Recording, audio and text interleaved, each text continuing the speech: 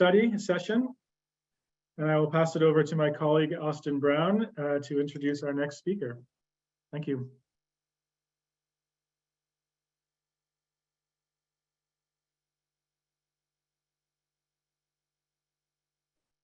Good afternoon, everyone.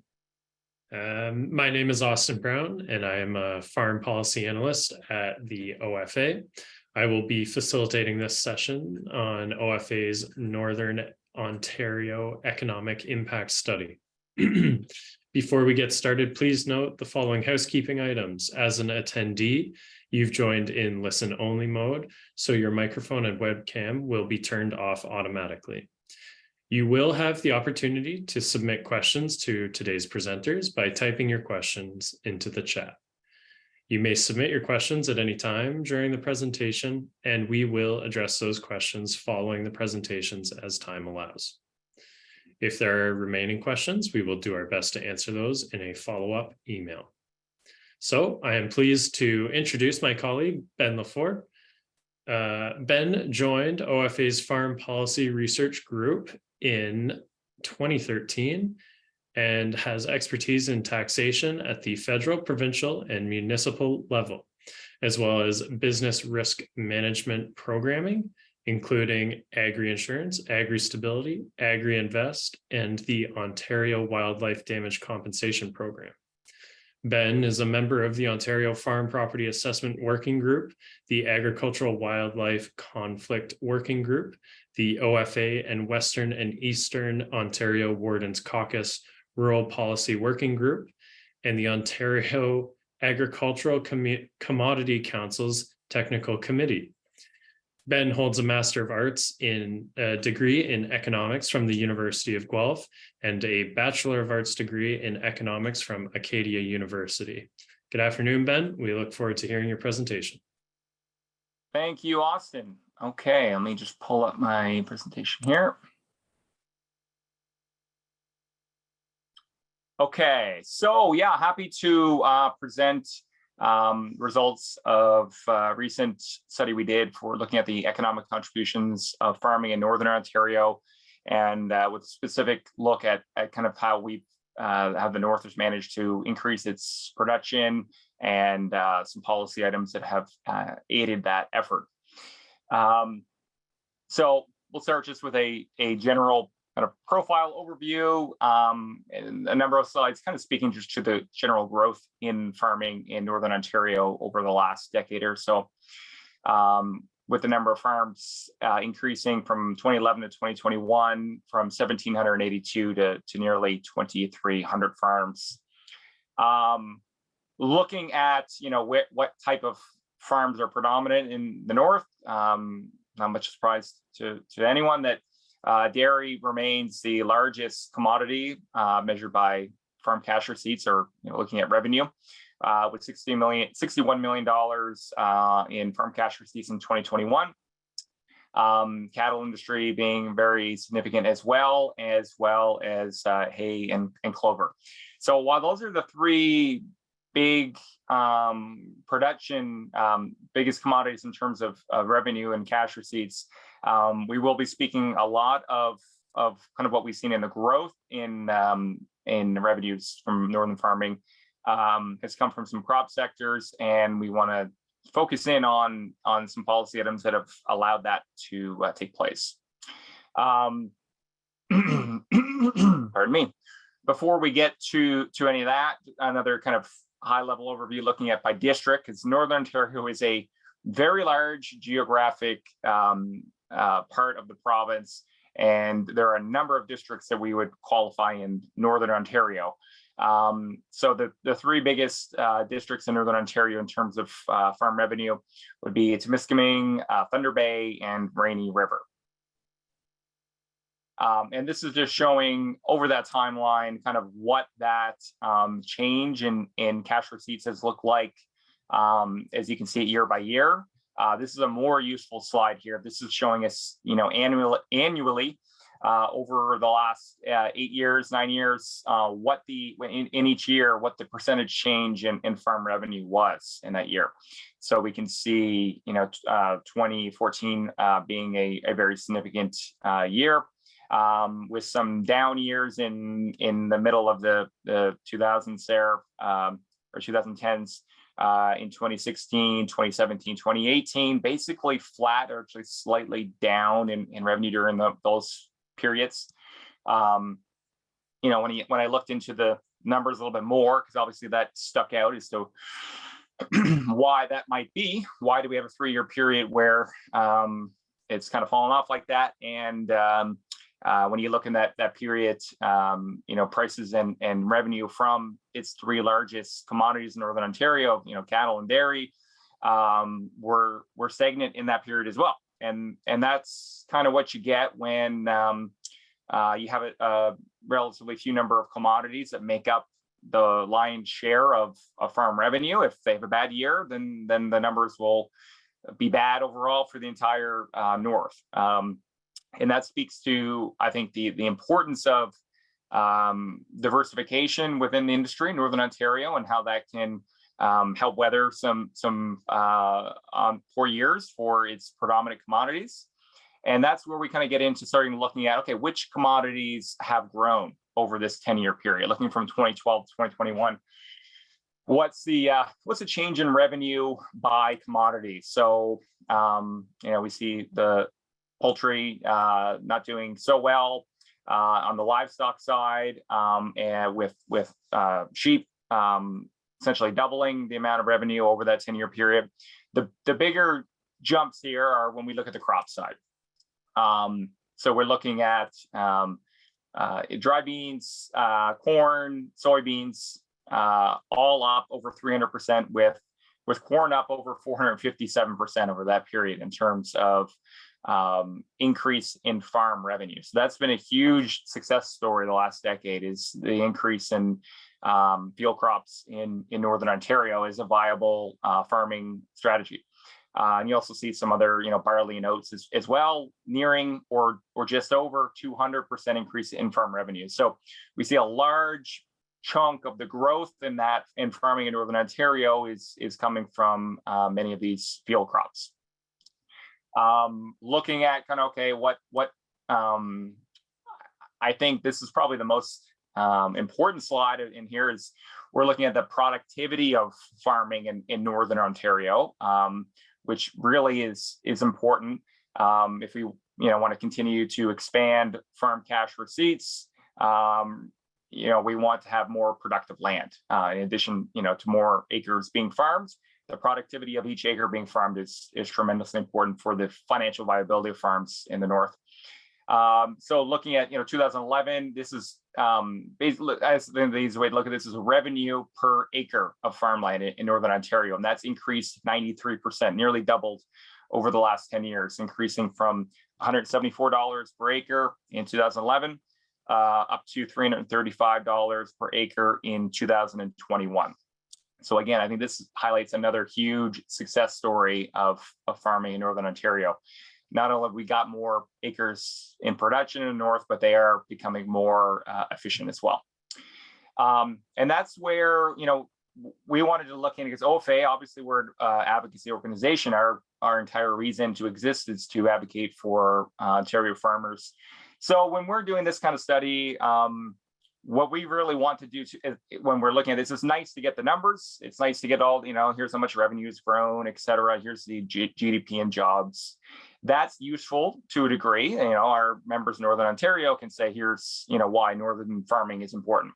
But we also want to find some specific policy items, if possible, that can help explain what contributed to that success, or what might have been holding it back in some areas, so that we can advocate to government on different policies that can help unleash the economic potential of farming. So one issue, that I've heard from our members in Northern Ontario time and time again, is the importance of funding for land clearing and tile drainage under the Northern Ontario Heritage Fund. So this does play a significant role in that last slide we just showed, that showed the significant increase in productivity. Northern Ontario, they face different challenges than a lot of the other parts of the province. You might be able to buy per acre cheaper land than, in Southwest Ontario.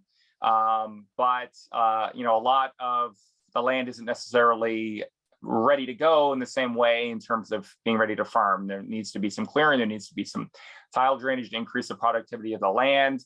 And that's not cheap. That type of cost can often discourage farmers from investing and expanding their farms into Northern Ontario. So there is a program within the Northern Ontario Heritage Fund, which has played a key role in a lot of that expansion in the north, which allowed some funding to help with the land clearing and tile drainage to bring that land into a productive state. So we were able to look at some of the numbers around, the increase in acres, and looking at the increase in the number of acres that are tile drained, and in each district looking at, okay, so once we've seen this increase in tile drainage, what's been the increase in productivity on that land? So first district they're highlighting here is Rainy River. So we had some data from 2016 to 2021 with the number of acres planted in field crops. So that went up by nearly 5,000 acres, 4,800 acres increase in the number of acres planted in Rainy River during that time. And during that same time, we had 9,600 acres receiving funding for land clearing and tile drainage from the Heritage Fund. And also during that time, we see a stark increase in the number of acres planted for soybeans and corn, increasing by over 100% for each. 123% increase in the number of acres planted in corn, and 120% in soybeans. Looking at Algoma, we see a similar type of story. Field crops actually, they did go down slightly during that period. Most of that was in the drop of number of acres planted in hay rather than soybeans and corn, which actually, if we look at those numbers, corn was there was 175% increase in the number of acres planted in corn. And soybeans in 2016, the data showed 0 acres planted in Algoma and in soybeans, and now in 2021, 623 acres. And during that same time, right, we're seeing nearly 4,700 acres receiving funding for either land clearing or tile drainage. And I'll mention a couple of years ago, the land clearing portion was taken out of the Heritage Fund. So most of this data would be looking at the impact of tile drainage specifically rather than land clearing. Looking at Nipissing, again, this is the last one I believe we'll highlight. We're seeing the number of field crops planted increase by 3,854 acres over that 5-year period. And again, a large number of acres receiving tile drainage. And we see, this is where we see, one of the biggest jumps in terms of the number of acres planted in corn increasing by 568%, and a 50% increase in the number of acres planted in soybeans. So, that's played a major role in allowing field crops to, the funding for tile drainage has played a significant role in the productivity and the investment in field crops in Northern Ontario. So, we're looking at the whole picture now, kind of jumping back to the economic impact of farming in the north, using OMAFRA's attribution economic model. We see that, in 2021, farming in Northern Ontario contributed $522 million to provincial GDP and supported 7,835 jobs throughout the agri-food sector. And then we're kind of breaking that down a little bit more. Not surprising, by district, that the districts that had the largest amount of farm cash receipts are also the acres that had the largest contribution to the economy. So Temiskaming contributing $144 million in GDP and 2,161 jobs. We see Thunder Bay with 66 million in GDP and nearly 1,000 jobs, and Rainy River, very similar numbers, 65 million in GDP and 981 jobs supported.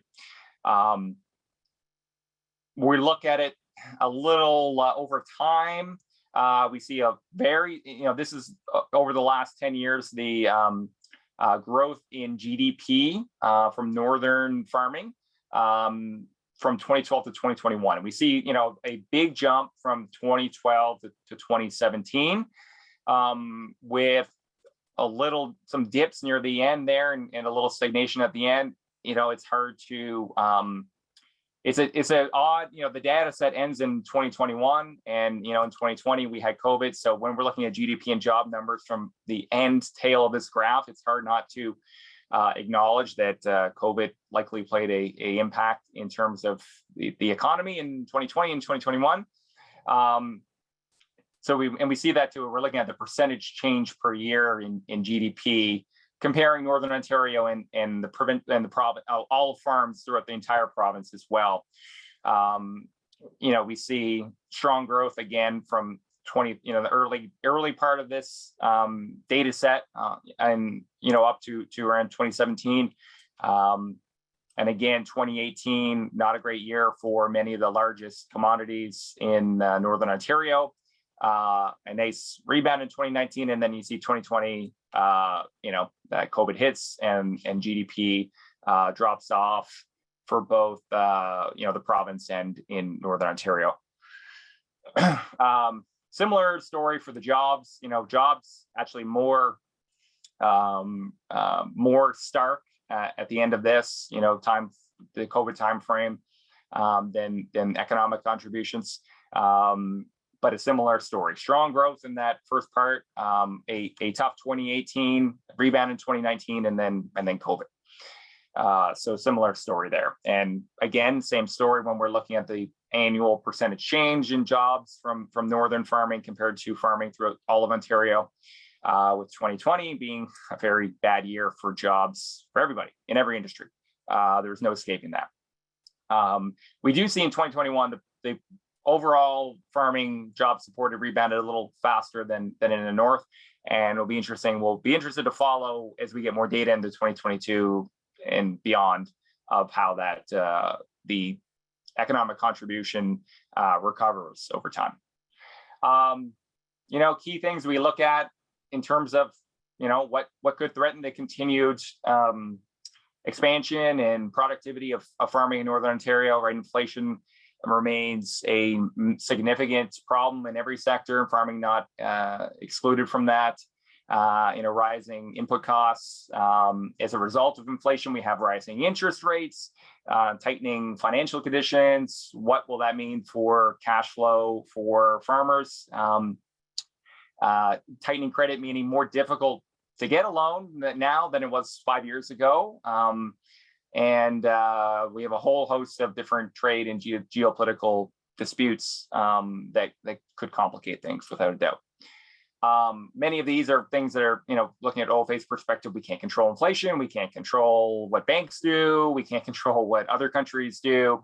But looking back now, what are some of the items on a provincial and federal level that we can continue to hit home on? So these are some of the main points that we had in our provincial and federal budget submissions. And I highlight at the top here the northern specific piece, given that this is, we were looking at Northern Ontario, of continued access to that tile drainage funding under the Heritage Fund will play a significant role in continuing to increase the productivity of farms in Northern Ontario. And hopefully can play a role in continued growth in many of the field crops production.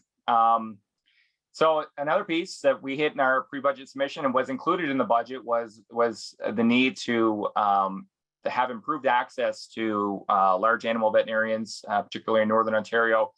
I have the opportunity at our OFA AGM to sit in on most years in our Northern Caucus meeting, where a lot of our Northern Federation delegates from our AGM get together and discuss issues.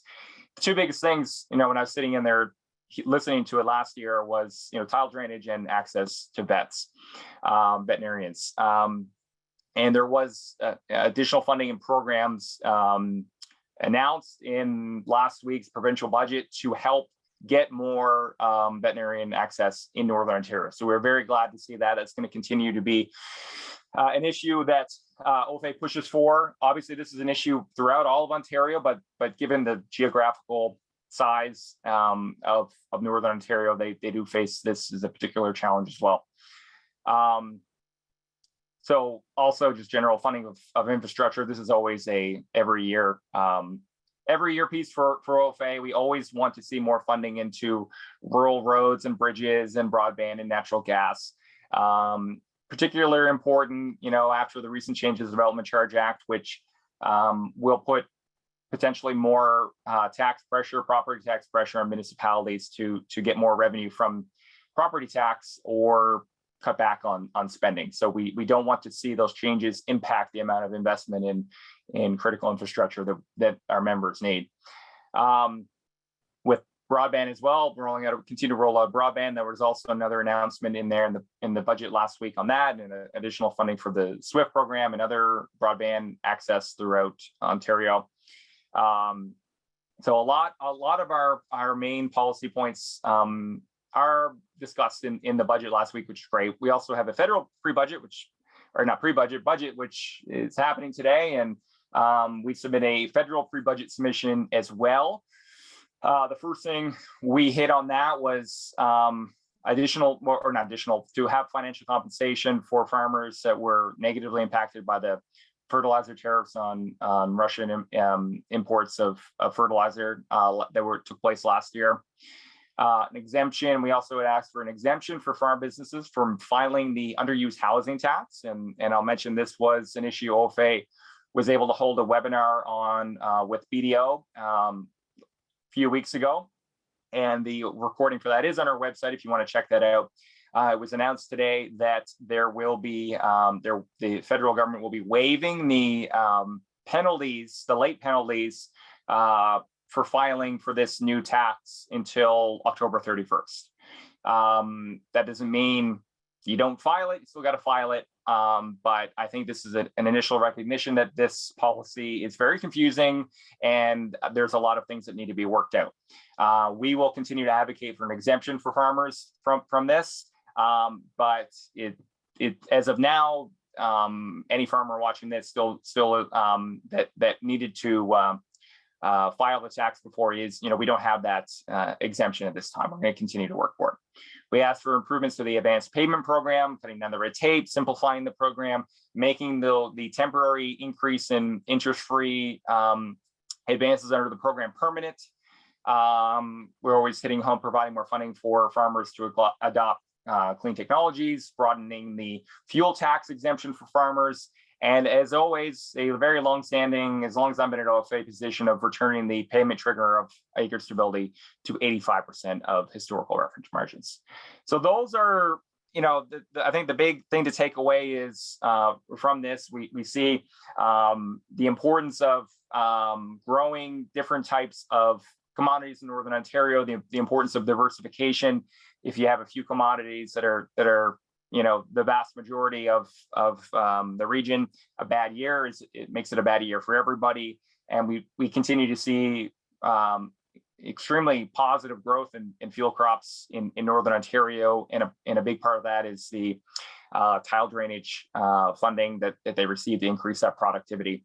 And we will continue to advocate for more policies that can help not only Northern farmers, but all of Ontario farmers increase their contribution to the Ontario economy.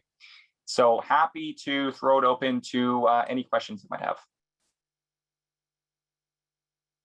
Thanks for the presentation, Ben. That was really informative and interesting. So yeah, as Ben mentioned, now we're going to be doing our Q&A session. Just a reminder to our attendees, please submit any of your questions for Ben using the chat. If we run out of time, we will make note of your questions and provide a summary of the answers following today's session. I did have one initial question for Ben. This seems like a really great piece of work that you put together, and I think it could benefit counties in Southern Ontario as well. How might a member go about getting one of these studies done in their own county? Sure. So, yeah, if farmers or any members would like a similar type of study done in their county, they can reach out to me directly. I'd be happy to loop in and chat with their local county federation about how we might go about doing a similar study in other parts of the province. It's always time dependent of what time resources I have available to me, but we do want to do more of these type of studies going forward, and looking at more than just, and as I mentioned, during that presentation, of trying to find some explanation of the numbers here, not simply just presenting that, hey, agriculture is great, here's the jobs and GDP we contribute, but looking at what policies might have contributed or held back farming in that area, and something that we can take to government. That's great. It looks like we have one question in the chat. Do you think automation is contributing to decrease in jobs? Not something we looked at specifically, so I'd just be pontificating here, but likely would be playing a factor. Could be playing a factor in the dairy sector and other sectors, and dairy's obviously the biggest commodity in Northern Ontario. So automation is kind of a double-edged sword there, where it could factor in the reduction of jobs contributed or needed, perhaps, but also plays a significant role in that increase in productivity. We looked at that 93% increase in productivity of farming in Northern Ontario. A lot of that is and we focus in there on field crops and the role of tile drainage, but automation and new technology and more efficiencies in the dairy and other livestock sectors likely would play a significant role in that increase in productivity as well. That's great. Thank you. I believe that's all the time we have for questions today. So I want to thank you for joining us and sharing the work. We're going to take a short break now. Up next, we have the update session, a few shorter presentations covering some interesting initiatives. The session will begin at 3:15. Thank you.